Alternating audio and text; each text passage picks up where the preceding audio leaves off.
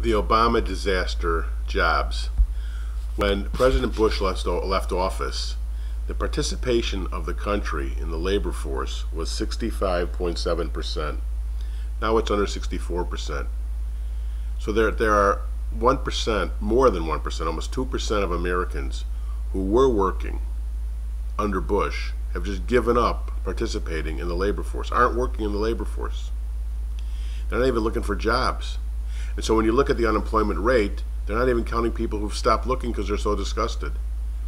Now, when President Bush left office, guess what the unemployment rate was?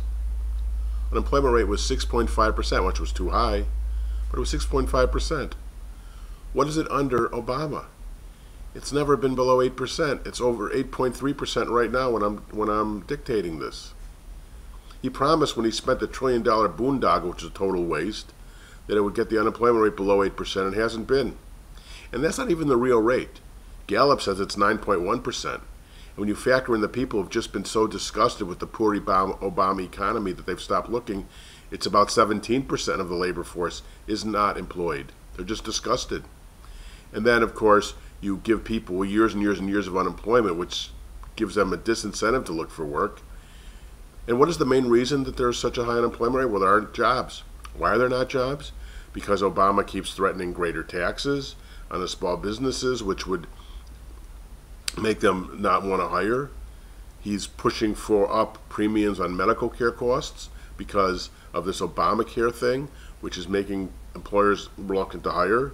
There's so much more added regulation in business that they're reluctant to hire because of all the regulation, on and on and on.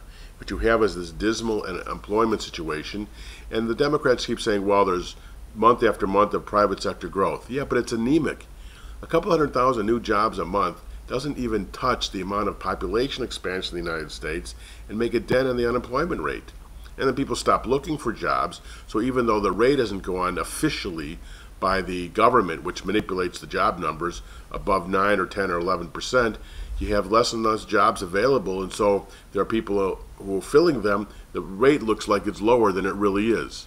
All around, it's been a complete disaster. And so, based on the idea of jobs and Obama's promises and no plan to improve this, and it's just going to get worse when he raises taxes if he gets reelected, God forbid, or when he makes more and more restrictions determining everything. Just one example, and I'll talk about this in another video. He keeps saying we're drilling more than we ever have. That's a complete lie. We're drilling more on private land, which he can't stop. But the public lands, which he can control, he stops the drilling. He doesn't permit permits. Now, in North Dakota, which is private land, there's a boom there. There's an unemployment rate of around 3%. People are flooding there because there's jobs. That's what you have to do. You can't stifle the economy and expect people to go to work. So I don't know how rational people could possibly vote for this guy if you care about a country where people can actually work.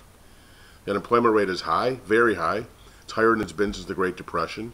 He's got no plan to reduce it. His economic policies are making it worse and worse and worse.